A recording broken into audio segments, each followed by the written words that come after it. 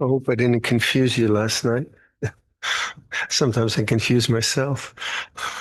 I think where I'm coming from is I don't have it really clear in my own mind, but just the tendency towards dogma and belief can, anyway, that's what I was coming from. I better not go there. This way of teaching from the heart is what Luangpor asked us to do. And for me, it's just kind of trying to plug in, feel the energy, maybe kind of just get a sense of where you're at in some intuitive way. But I must admit, I'm very impressed with how silent everyone is and how you just get on with the practice. Sato, it's really quite inspiring. So I kind of feel I shouldn't even say anything. You seem to know what you're doing. But then I need to earn my rice, as I say. Um, well, I think yesterday I said that for me, the balance that I find helpful is open heart and silence. And that seems a very experiential definition. And I'm a kind of guy that I don't tend to, fortunately, I did in the past maybe. I don't try to match my experience to a set of concepts. I try to see what actually works for me, and then I get the concepts around that, if you see what I mean. And so I'm not, if there's a if there's a way of describing things that I don't understand, I don't worry about it.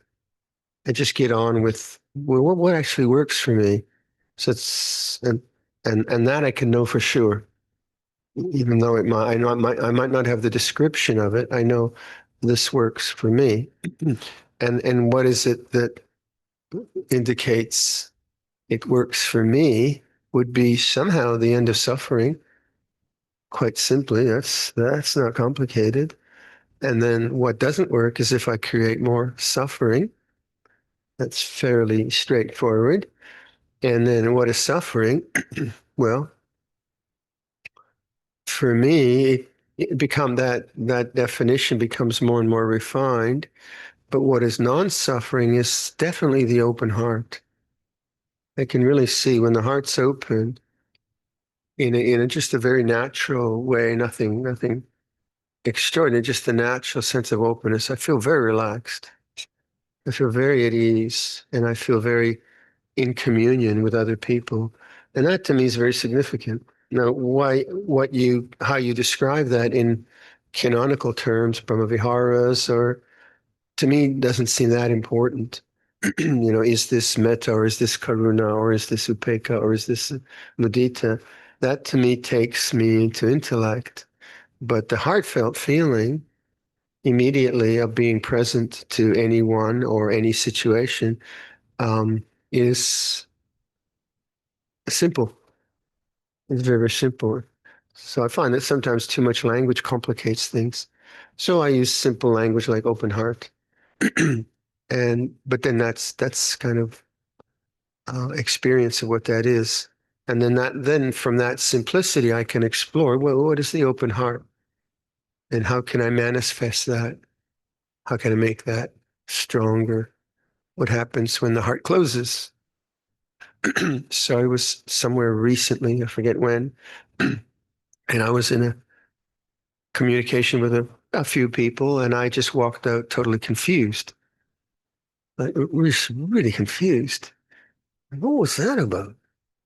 So I didn't know what it was about, but I could see, well, the heart's not open, but I can be open to the heart not open.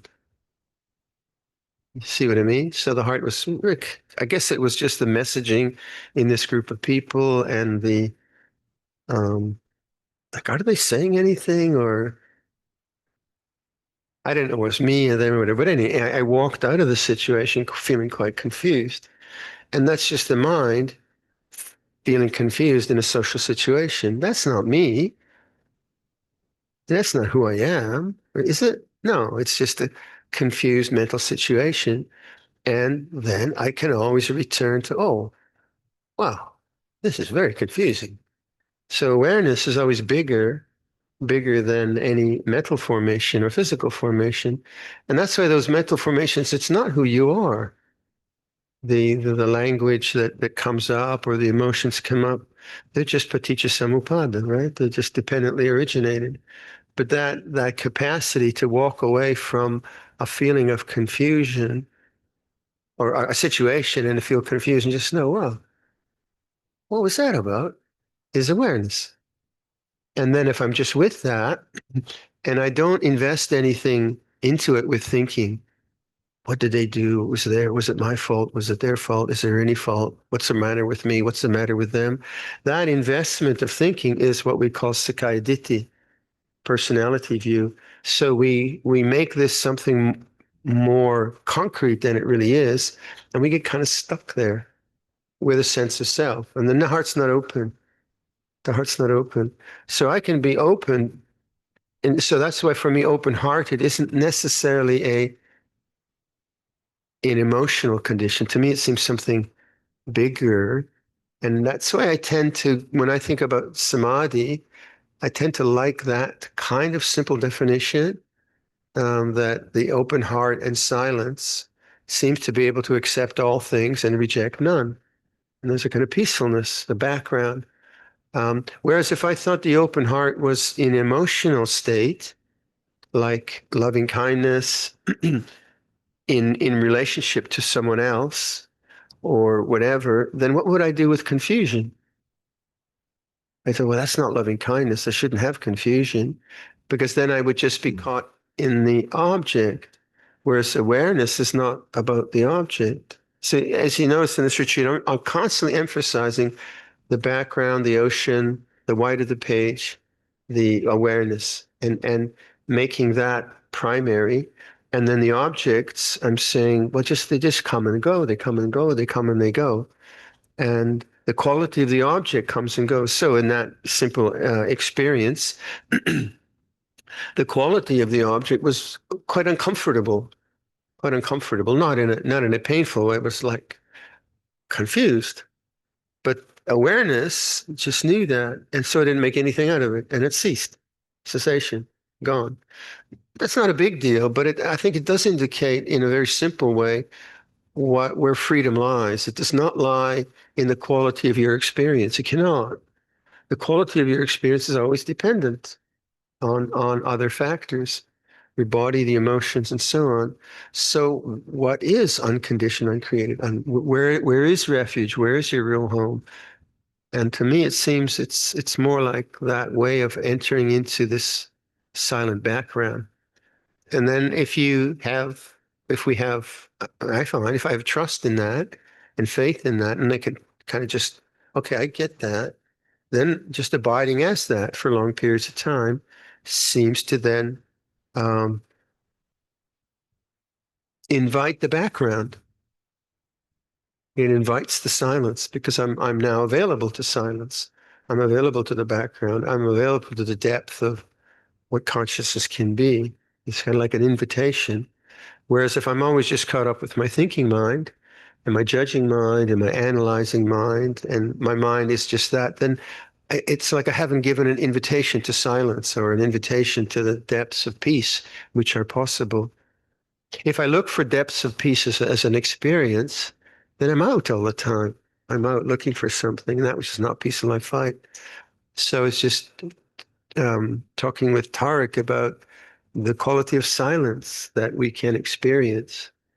And silence and open-heartedness is, to me, something that is always available. It's always there. And it feels like there's no desire there. Like just that question yesterday from, hello, everyone online. I didn't say good morning. Sorry. I still love you. I always will.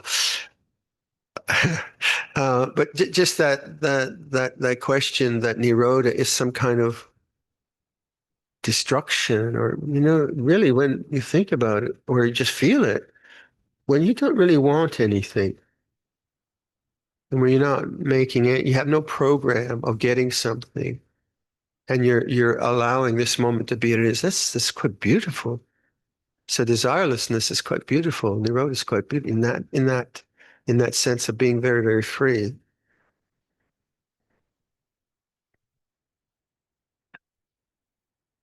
Listening is a way of talking about awareness too. Listening is not just listening to sound, but like if the way I like to introduce the meditation, I say, listen to sound. And then listening doesn't just point to the sound, does it? It points to itself, to awareness. So awareness is a kind of listening, let's say, for a way of describing. And listen.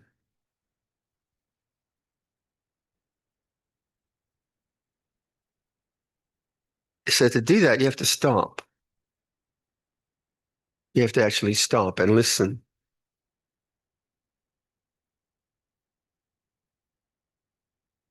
But is there anything you're trying to become in that listening?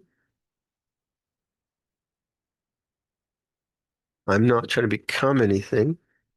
So now that's what I mean by availability. You're just available. Very simple. No agenda, no, it's just listening. And does that not then begin to approach peace and silence? Why? Because peace and silence is the background. It's quite simple that way. So let's say maybe I get the feeling for that. And I can do that for 30 seconds. Then what will often happen is there's nothing happening. I want some experience. And that's kind of like scrolling through your device. You put your device down, and then, oh, this is nice. And then the desire for experience comes up, and then you pick up your device and you start scrolling again. That's what the mind is doing because it's so habituated to experience. It wants experience, beautiful experience or whatever. So actually, to sit in this very simple, open-hearted silence is challenged by tanha, the desire for experience per se. Now, if you notice that, the kind of wanting something to happen, you stay with that, then you're available to silence. You become more and more available to silence, and silence begins to touch you. And what is happening in terms of the Four Noble Truths, you're constantly allowing uh, bhava and vibhava tanha to cease. They come up into the mind, and you want something to happen, or no, it's just listening. It's listening. And things cease, which is a very, very subtle kind of approach. And it's not like a huge effort. It's very, very subtle. Thinking, what do you do with all the thinking? Well, you could get a lobotomy. That would be one way to do it. Just cut the brain out. But that's not going to be good. But the thinking mind is very, very compulsive, attractive. And one of the insights I had some time ago, it's hard to explain, but I could see that I'm like thought come up. I'm trying to get rid of it because I want to, I'm fed up with thinking. Um, what the interviewer, the question said, I'm sick and tired of thought. I want to get rid of it. And so I could see that the problem was that I kept trying to fix it. And then I asked myself, actually, have I ever not been here? Have I ever not been present? It was a strange question. And I could see that awareness or consciousness was always there, but the sense of self wasn't always there. And I began to see that actually the background is always there, and the attachment to thought is the sense of self, the sense of I that comes out. Now, I don't know how you do that with thinking, because quite often there's this battle with thought. One of the ways to do that is to really note the end of thinking, to really, really make that important part of a meditation, like the space at the end of a thought, because you know whatever's going on in your mind, at some point something is going to interrupt your thinking process, correct? I'll cough, you might have a pain in your leg, the bell might ring, whatever.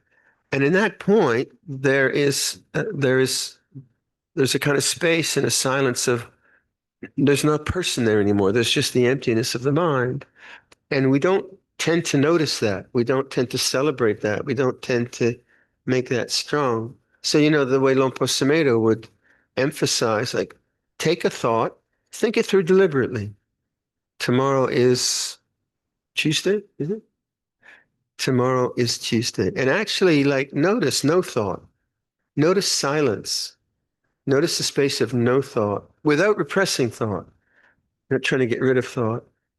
And start to make that space of no thinking or silence something that you recognize because it's there all the time. Then use something like Bhutto. Say use Bhutto. No, just say Bhutto, and then notice the silence after the word. Luangpor Sumedho's phrase, "It's like this."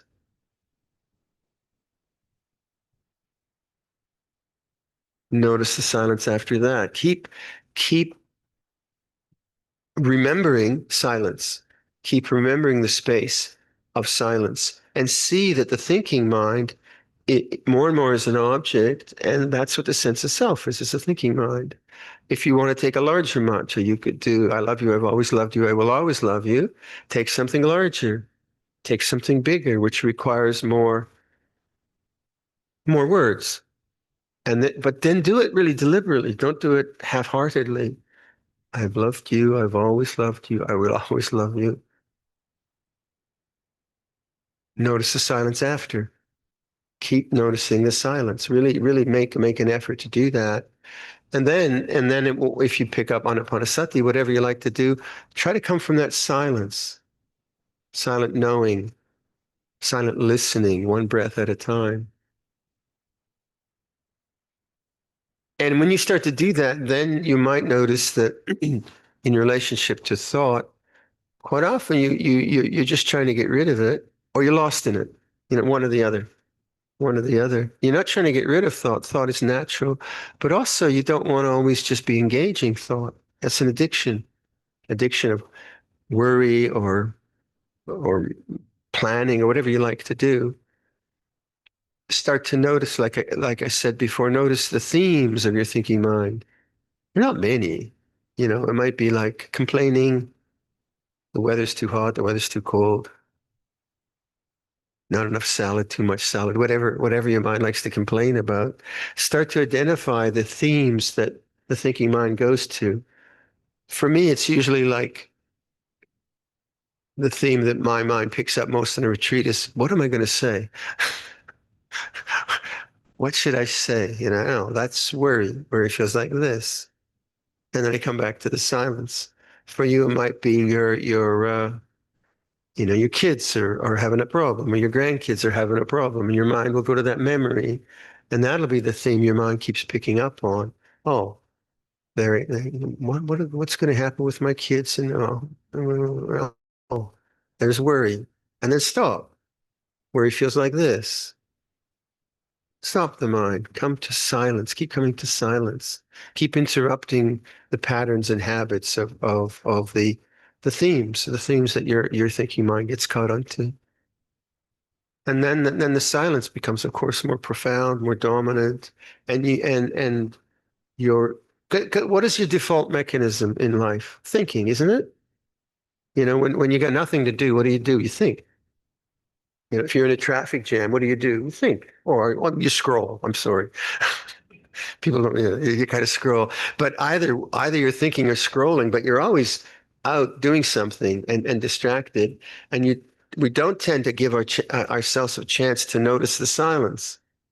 come back to the silence. Huh? So now you don't have a chance to scroll, so you think. If you had a chance to scroll, you'd scroll.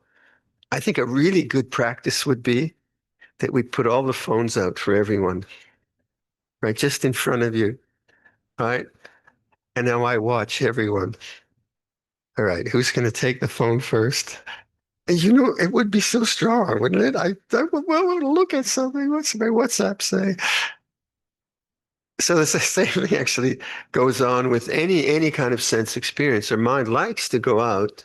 The mind going out is the cause. The result of the mind going out is suffering. The mind knowing the mind is the path. The result of the mind knowing the mind is the end of suffering. So what we're doing is coming back to just this real home ground of knowing. It's like this. And if it's open-hearted, it has a pleasant feeling to it. If it's like, I must go back to the home ground, I must make some kind of strong adhitthana to come back to the home ground. Then it's usually like very ego-oriented, self-oriented. But the open heart's very relaxed, isn't it? It's relaxed. Oh, it's like this, open.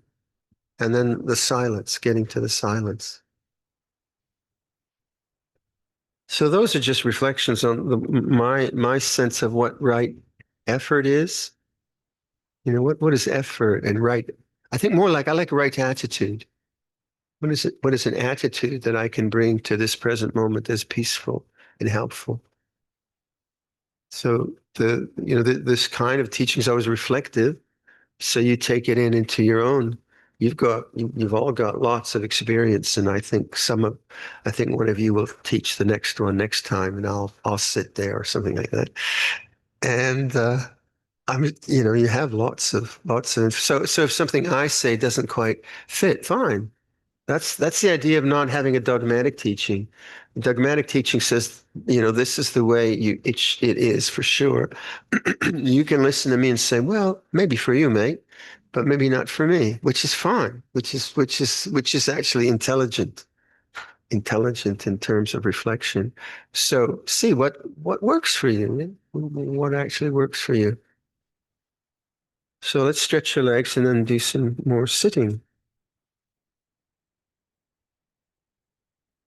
So take a posture.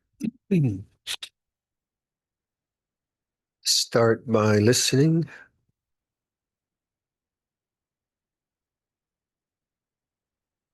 Allow sound to be what it is. So listening, the awareness rather than the sound itself. Listening, uh, welcoming, knowing,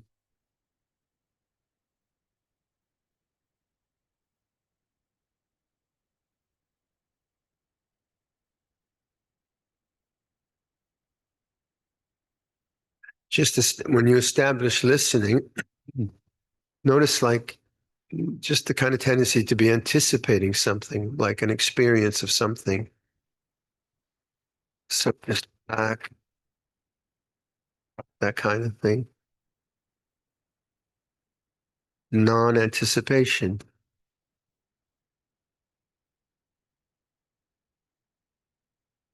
You're not preoccupied with sound. You just know sound as it is. So non-distraction, non-preoccupation. So you're available to the way things are.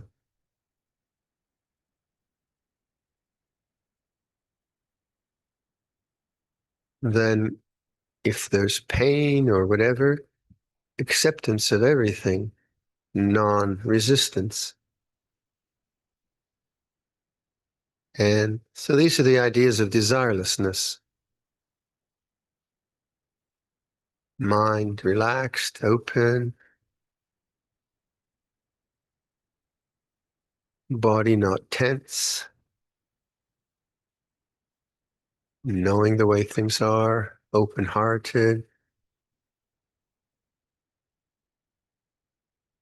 So if we were to call that balance, how can we sustain balance?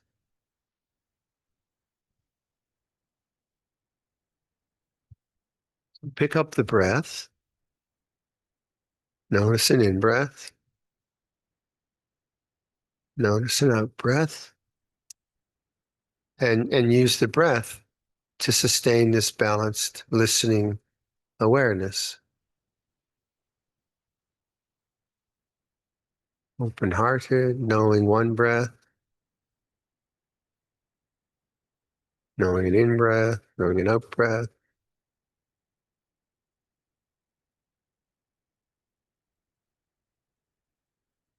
Now, don't fall asleep.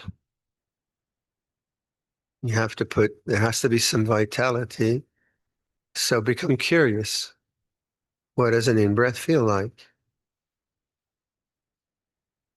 And what does an out-breath feel like?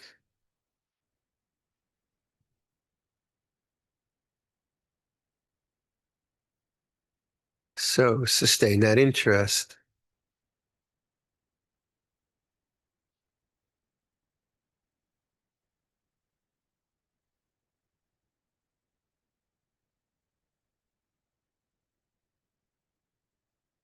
So it's very open awareness and then interested in this object in a kind of open and kind way.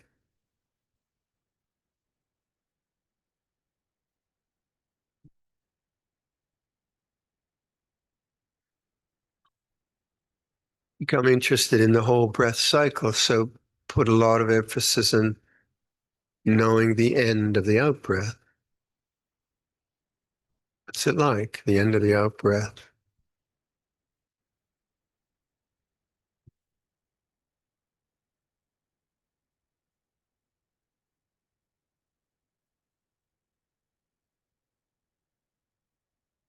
Try not to go to past. Try not to go to future.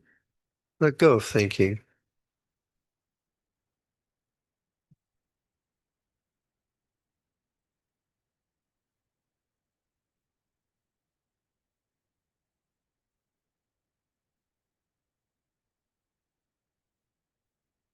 The end of the in-breath.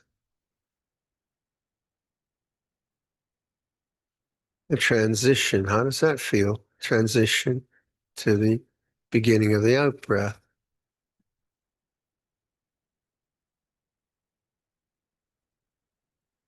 So you become curious in a very open-hearted way. And like you're observing your cat or your pet dog, how they behave. The observation doesn't have any desire in it.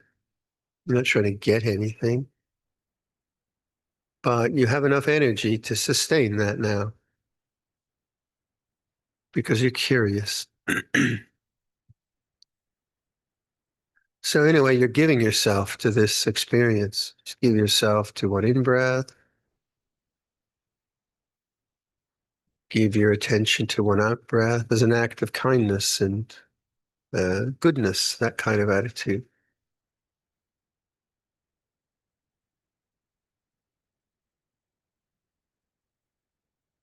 So it's like a friend. Like, hey, breath, how you doing?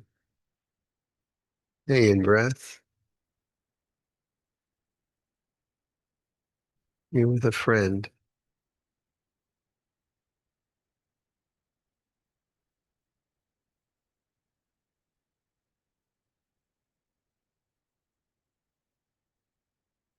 And all the planning and thinking and memories, not necessary. Not now.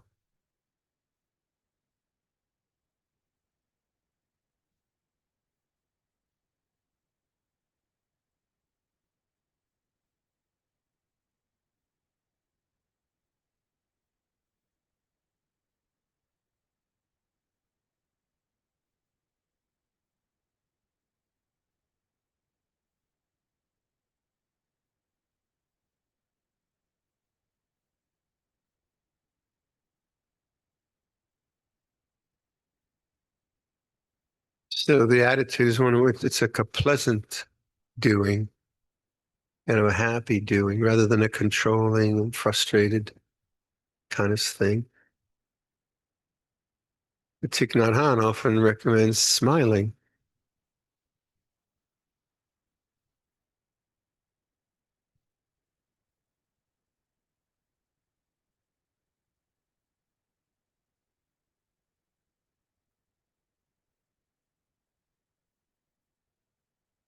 And again, the end of the out breath. Just really let go there. Feel the whole body relax at the end of the out breath.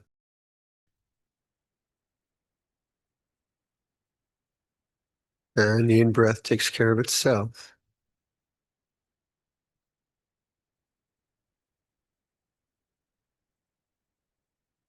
And because this is so relaxed, people fall asleep. So then what do you do? On the in breath, you open the chest. Say to yourself, oh, how about some more air? Fill up the chest, open the chest, raise the posture. That's quite pleasant, actually.